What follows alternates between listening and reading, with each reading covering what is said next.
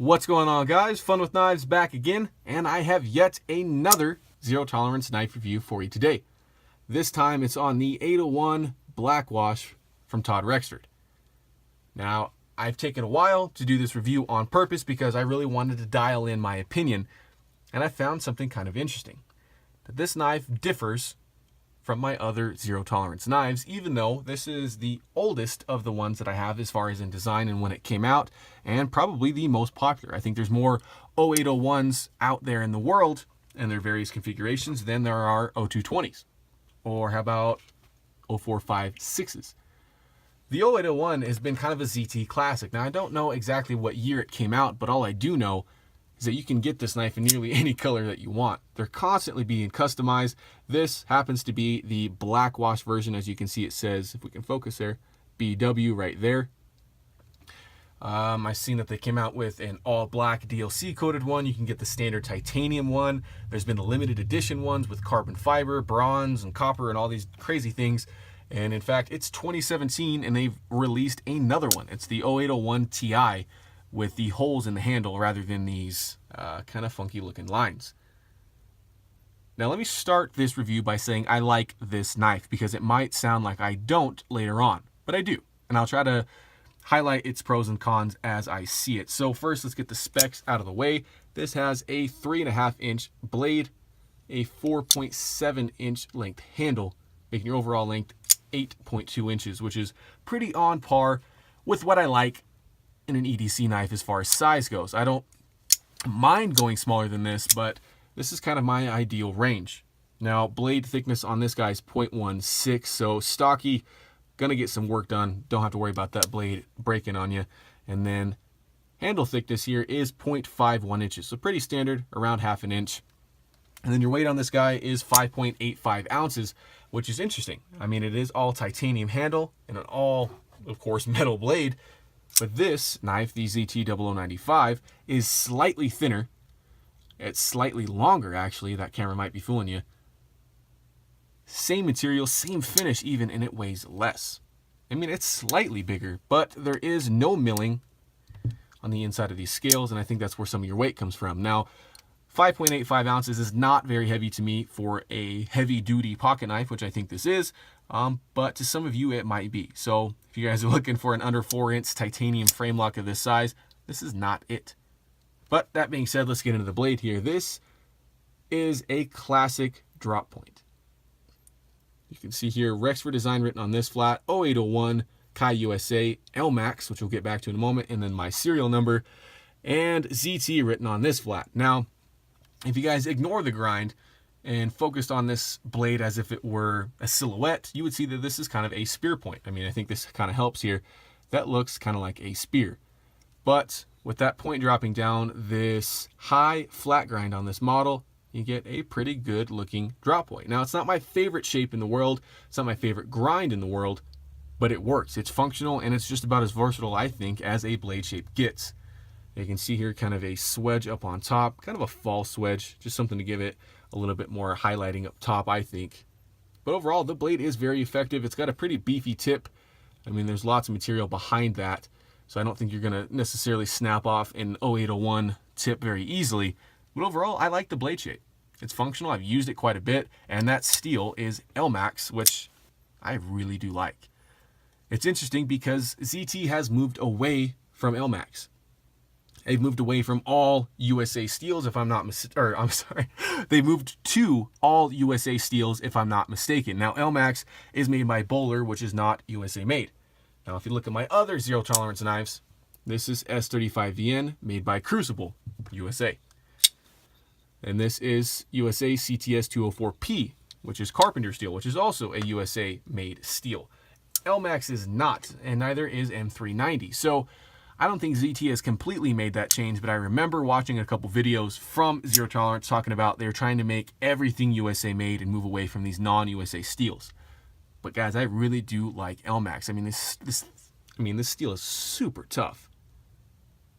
And it holds an edge for a very long time. It's kind of a beast to sharpen compared to some of my other steels, but it's not terrible. Now, I like the steel. I like the blade shape. I definitely like the finish. You guys know I'm a sucker for that acid stone wash, the the black wash, the smoke wash, whatever you want to call it. Every company has a different name. I like it. I like the look. It looks apocalyptic. I think I've said that in previous videos. One thing I do not like about the blade is this portion here, where a sharpening choil would lie if it was another designer. I've heard, not that I have ever experienced a Todd Rexford custom or I've had the privilege of talking to him, I've heard that Todd Rexford likes his designs to flow well into the handle. Now, if you have a huge cutout in the steel here, it doesn't flow very well. But you can see this line from the handle flows very nicely into that edge and, on the spine as well. Adding a sharpening choil would detract from that. But as you can see, we have this very unfinished looking portion here. In fact, the grind line gets a little wavy, which is pretty odd to me. This area just doesn't look like it should be on this knife. It doesn't seem to be on par with the rest of the knife. So something to note there. I'm not a stickler for the plunge grind, being perfect, the sharpening choils being the right size. I mean, I'd like to have a consistent thickness behind the edge, across the entire knife, but this definitely does not have that right here. You can see how thick that is. That's not even sharp. Interesting. So on to deployment. This is a flipper knife. The very nice action running again on Kershaw Velocity Technology or KVT ball bearings. Super smooth, opens and closes like a dream. Except that this has a very soft detent. Now, it's not so bad as to make me think that my detent ball has fallen out, that there's something wrong with this knife.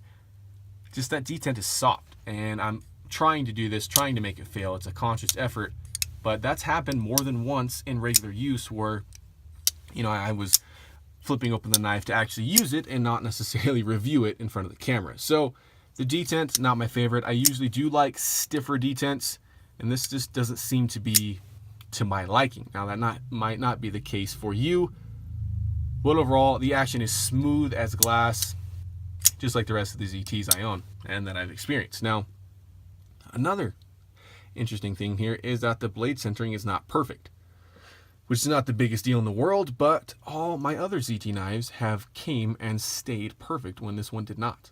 I messed with it a little bit, and I think it messed with the action and the lockup a little more than I wanted to, so I tightened it back down to this point here, and we're floating just a little bit left than I would like. We're not close to scraping scales though, so not too big of an issue.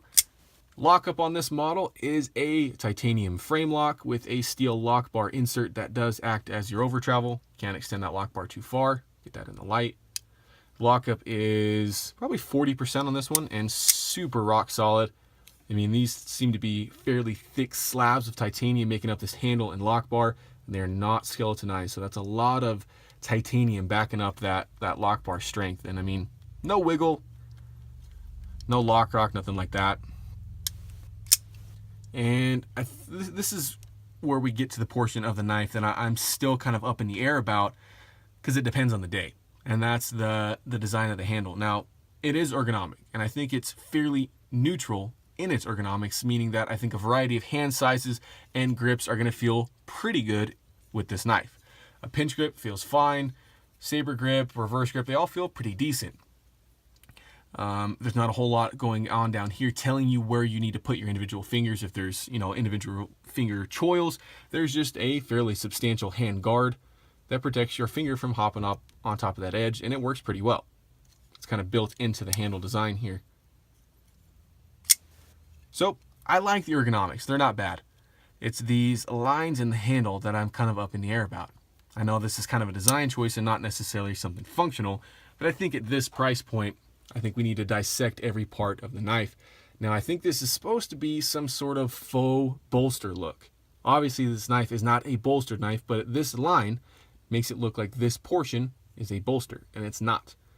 It's one single piece of titanium. Then you have these lines that kind of zigzag back and forth with 0 tolerance written here. And I actually do like that font a lot. It looks kind of futuristic. You guys know I'm into that. Doesn't necessarily match the rest of the flowing, curvy design.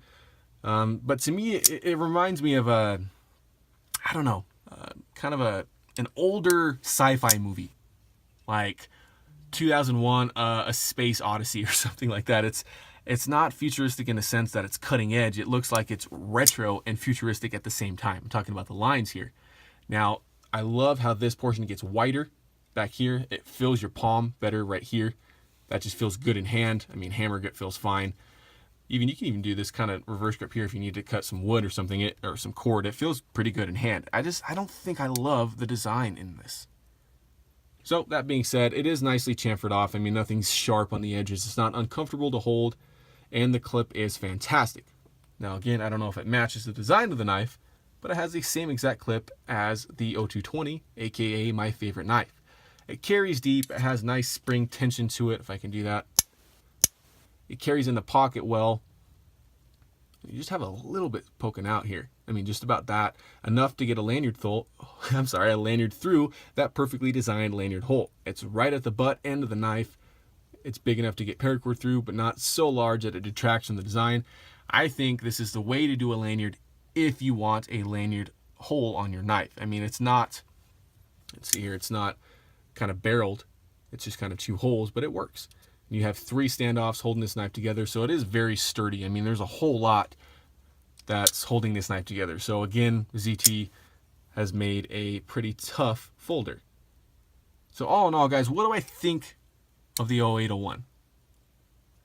I think it's a great embodiment of Rexford design.